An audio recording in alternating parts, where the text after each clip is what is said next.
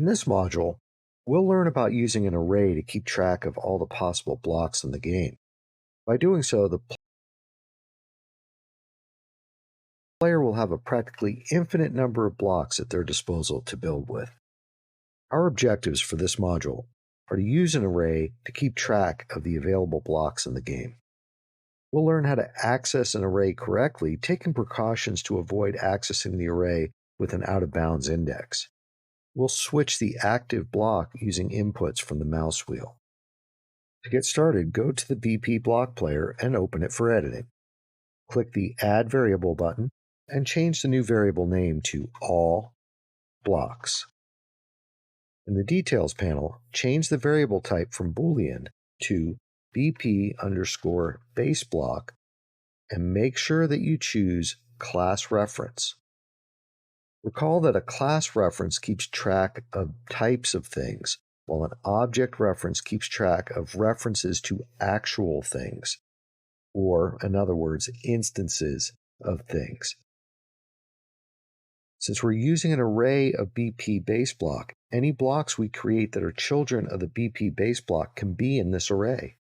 The power of inheritance is once again allowing us to write code using general descriptions, base blocks in this case, that will work seamlessly with the specialized child classes in our hierarchy. Just to the right of the variable type, click the menu and select Array. Then click Compile and Save. An array of class references, in this case, allows us to add as many elements that we need to the array, all under the name All Blocks. So just to the right of all blocks, it'll tell you how many elements are in the array, and right now there's 0. Click the plus sign 2 or 3 times, and then just below where we added the array elements, you'll see the indexes 0, 1, and 2 of the elements that we just added.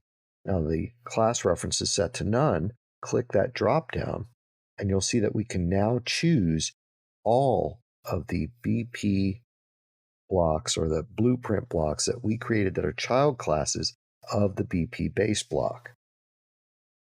For the 0th element, I'm going to choose BP base block. But for the first element, I'm going to choose the dirt block.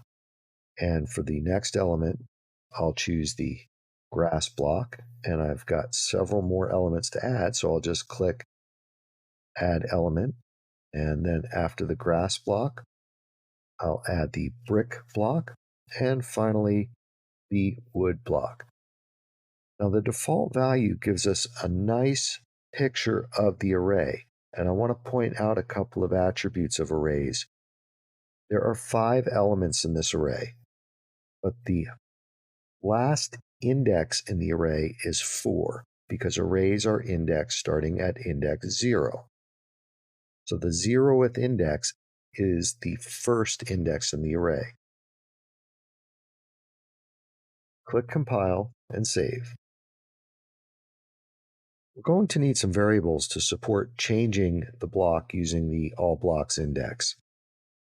Click the Add Variable button and name this variable Current Block Index. Over in the details, change the type to an integer. Just to the right of the variable type, we'll change that to a single variable, so it's a single integer value, and click Compile. The default value of the current block index is 0, and that's just what we need. Next, find the Begin Play event. And I noticed that I set the comment to Begin Player, which is somewhat true, but I want to change that. I'm going to select that, press F2, and Begin Play. So in the Begin Play event, what we need to find out is what the last index is of the All Blocks array. To do that, get the All Blocks array, and then drag out of the All Blocks array and type in last index. And that returns an integer that is the last index of the array. Right-click on the return value of that and promote it to a variable. and call that the last block index. And the reason we're making a variable for this is because we'll need it a few times, and we can avoid writing this code several times by just making a variable for it. Now the last index, I'm going to click on all blocks to demonstrate that again. The last index is 4 in this case, but if we were to add more elements, add more blocks, that number would increase. We won't have to change this code because this will pull the last index from the all blocks array when the event begin play starts. Next, we need to add inputs so that we can use the mouse wheel to change the current block. Click the Edit menu and go to the project settings, and then select Input from the list on the left. We're going to add 2 action mappings. Click the plus next to action mappings 2 times.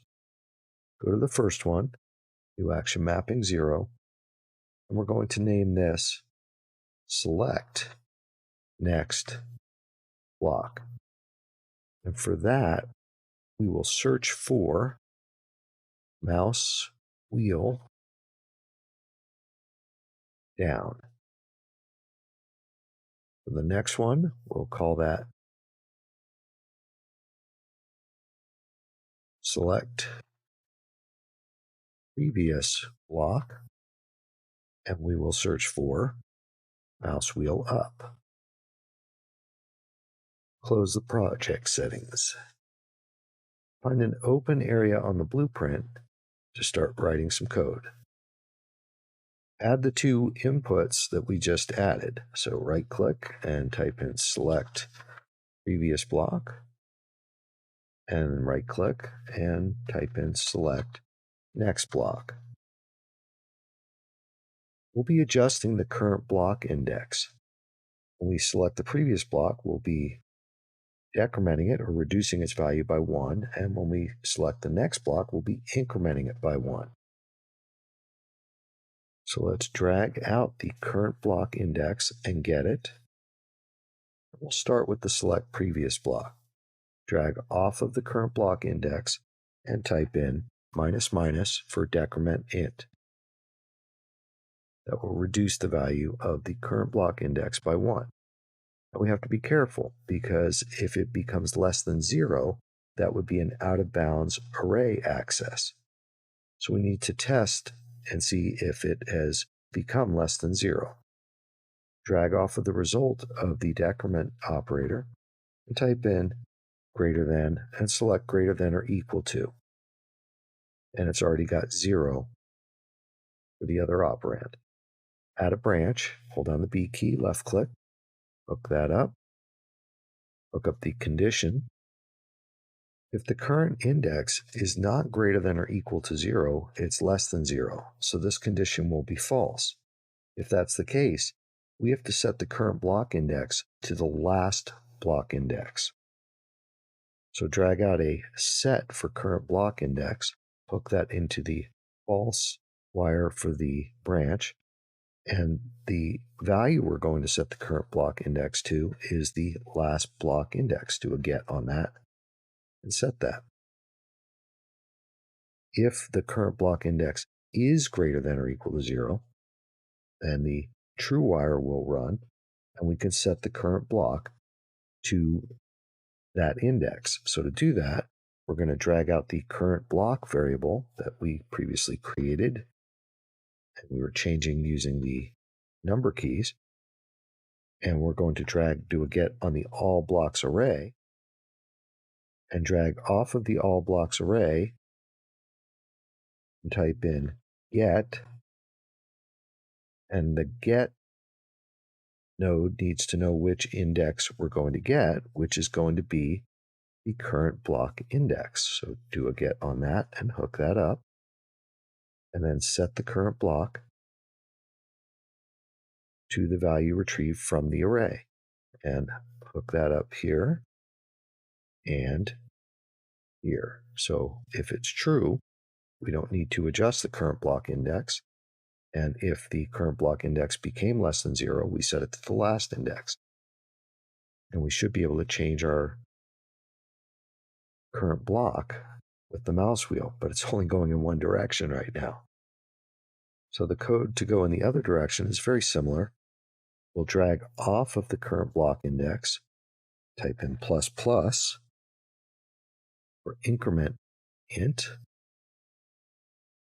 and we'll test the result of that if it's less than or equal to the last block index. Drag out the last block index, get that, and that will be our condition, whether or not adding one to this has left it less than or equal to the last block index. So we need a branch, B, that up, hook up the condition. Let's move this over to the side a little bit. So if this is false, we want to wrap around to 0. So set the current block index to 0 if this condition is false. And if it's true, we're good to go.